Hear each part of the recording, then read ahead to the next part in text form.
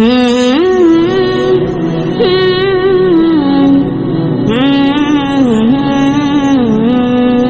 کرتا ہوں رب ذوالجلال کے بابرکت نام سے جو بڑا مہربان اور نہایت رحم والا ہے۔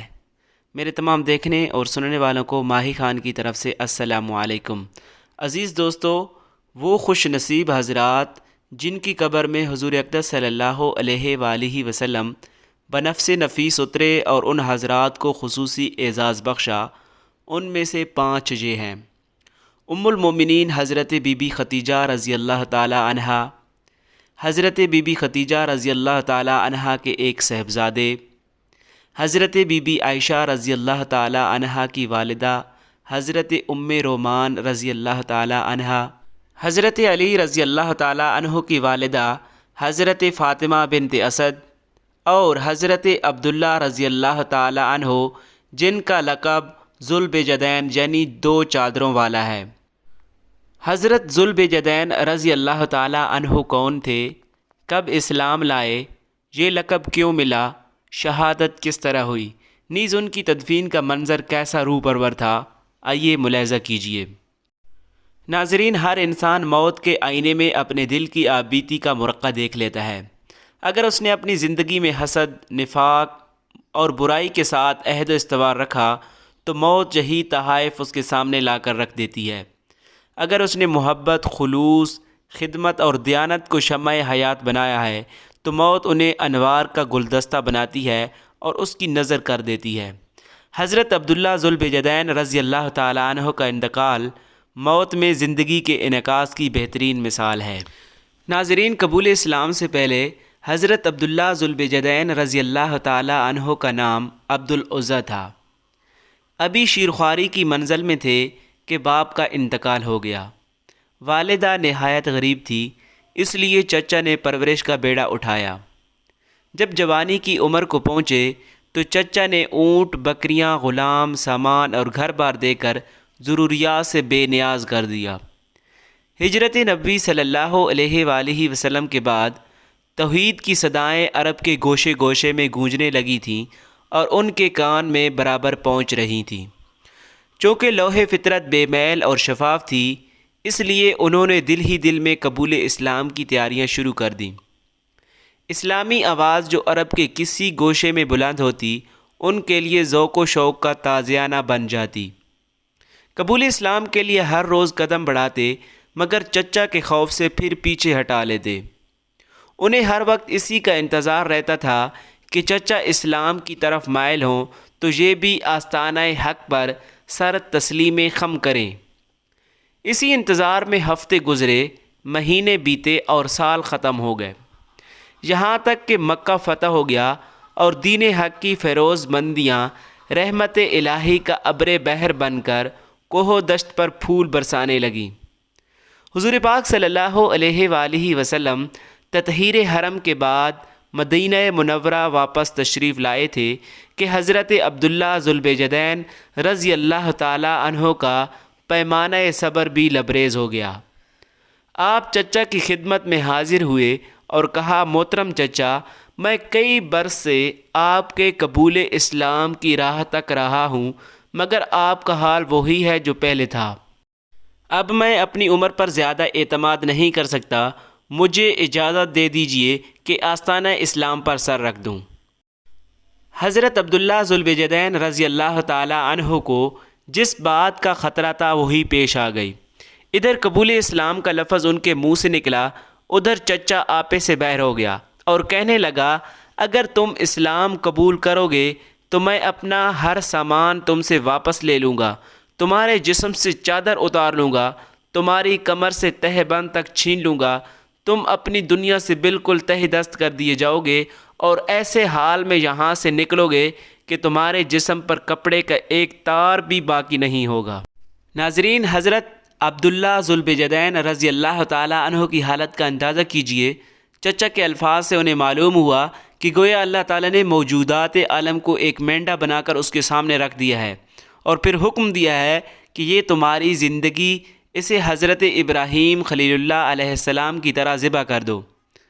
حضرت عبداللہ ذوالبجدین رضی اللہ تعالی عنہ ایک لمحے کی تاخیر کے بغیر اس ذبح عظیم کے لیے تیار ہو گئے اور فرمایا اے چچا محترم، میں مسلمان ضرور ہوں گا، میں حضرت محمد صلی اللہ علیہ وآلہ وسلم کی ضرور اتباع کروں گا، اب میں شرک و بت پرستی کا ساتھ نہیں دے سکتا، آپ کا زر و مال آپ کے لیے مبارک اور میرا اسلام میرے لیے مبارک۔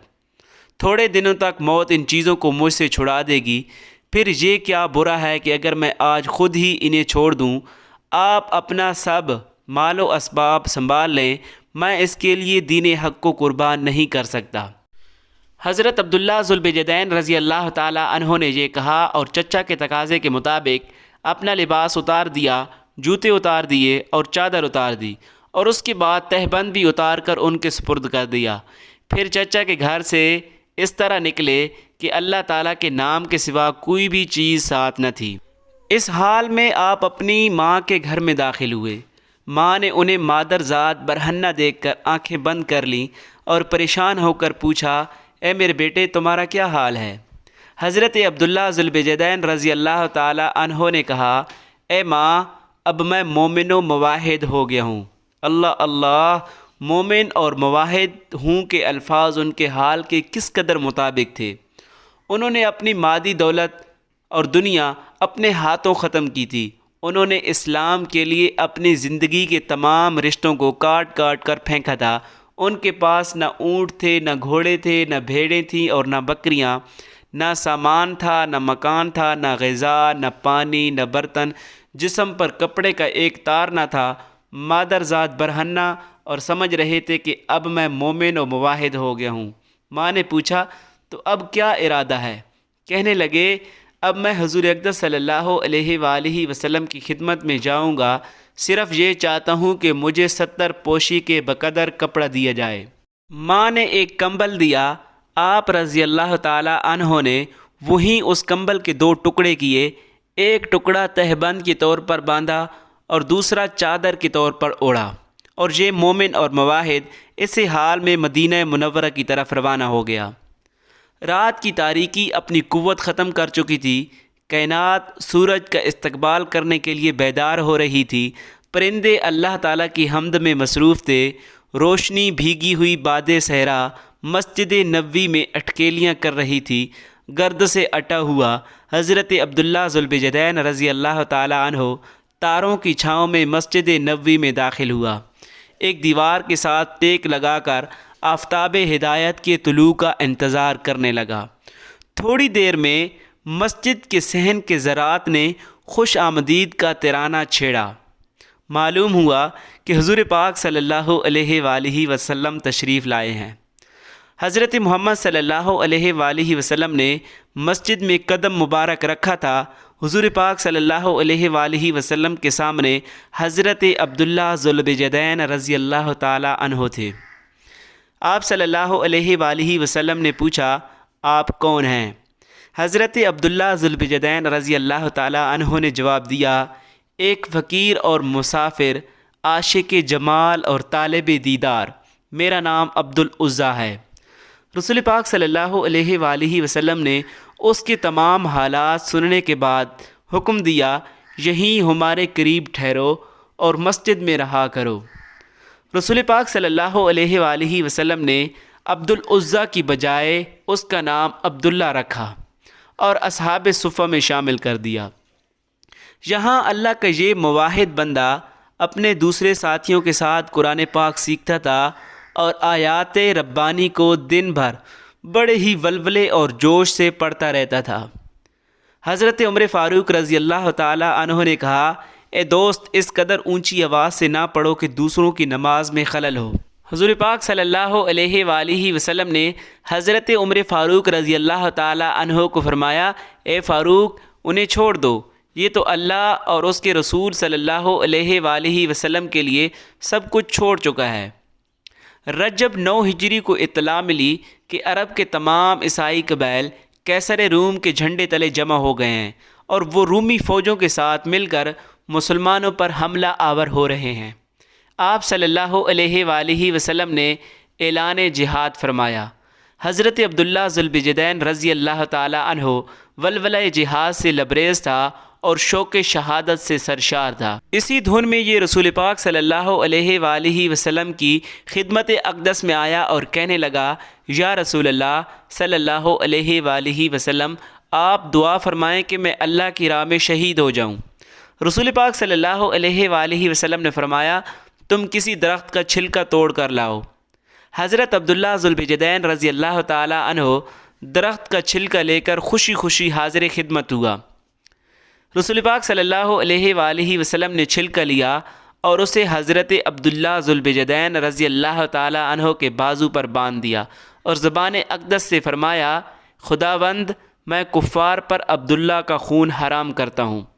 حضرت عبداللہ ذوالبجدین رضی اللہ تعالی عنہ ارشاد نبوی صلی اللہ علیہ وآلہ وسلم پر کچھ حیران سا رہ گیا اور کہنے لگا، یا رسول اللہ میں تو شہادت کا آرزو مند تھا۔ فرمایا، جب تم اللہ کی راہ میں نکل پڑے پھر اگر بخار سے بھی مر جاؤ تو تم شہید ہو۔ اسلامی فوج تبوک پہنچی تھی کہ حضرت عبداللہ ذوالبجدین رضی اللہ تعالی عنہ کو سچ مچ بخار آ گیا۔ یہی بخار ان کے لیے پیغام شہادت تھا۔ رسول پاک صلی اللہ علیہ وآلہ وسلم کو ان کے انتقال کی خبر پہنچائی گئی تو آپ صلی اللہ علیہ وآلہ وسلم صحابہ اکرام کے ساتھ تشریف لائے۔ ابن حارث فرنی سے روایت ہے کہ رات کا وقت تھا، حضرت بلال رضی اللہ تعالی عنہ کے ہاتھ میں چراغ تھا، حضرت ابوبکر صدیق رضی اللہ تعالی عنہ اور حضرت عمر فاروق رضی اللہ تعالی عنہ اپنے ہاتھوں سے میت کو قبر میں اتار رہے تھے۔ خود رسول پاک صلی اللہ علیہ وآلہ وسلم قبر کے اندر کھڑے تھے اور حضرت عمر فاروق رضی اللہ تعالی عنہ سے فرما رہے تھے، اپنے بھائی کو ادب سے لحد میں اتارو۔ جب میت قبر میں رکھ دی گئی تو رسول پاک صلی اللہ علیہ وآلہ وسلم نے فرمایا، اینٹیں میں خود رکھوں گا۔ چنانچہ رسول پاک صلی اللہ علیہ وآلہ وسلم نے اپنے دست مبارک سے قبر میں اینٹیں لگائیں اور جب تدفین مکمل ہو چکی تو دعا کے لیے ہاتھ اٹھائے اور فرمایا، الہی میں آج شام تک مرنے والے سے خوش رہا ہوں، تو بھی اس سے راضی ہو جا۔ حضرت عبداللہ ابن مسعود رضی اللہ تعالی عنہ نے جب یہ نظارہ دیکھا تو فرمایا، اے کاش اس قبر میں آج میں دفن کیا جاتا۔ سبحان اللہ۔ پیارے دوستو، اس ایمان افروز واقعے کو اپنے دوستوں کے ساتھ لازمی شیئر کر دیجئے گا۔ اس کے ساتھ ہی ماہی خان کو اجازت دیجیے۔ اللہ نگہبان۔